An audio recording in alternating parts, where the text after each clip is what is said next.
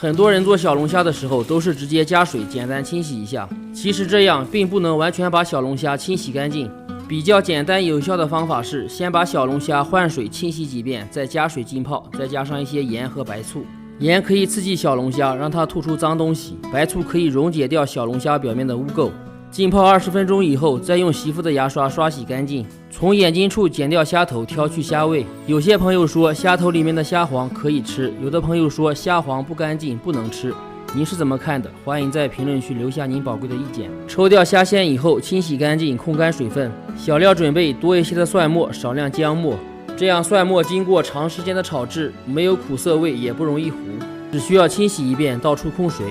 虽然说小龙虾炸一下口感更 Q 弹，但是炸过小龙虾的油不能炒菜，过于浪费了。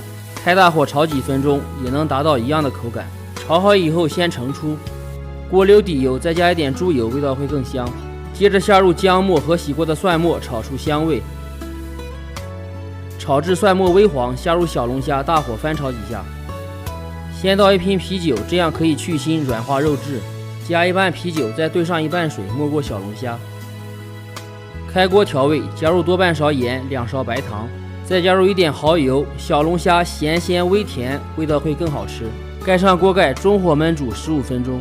到时间后，下入另一半蒜末，撒上一点白胡椒粉和鸡精。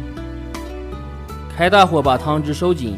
补充一句，能吃辣的话，可以放一点小米辣或者黄灯笼椒酱。这样做的蒜蓉小龙虾，蒜香浓郁，肉质 Q 弹，口感咸鲜回甜，味道非常不错。视频同款铁锅，点击下方链接可以下单。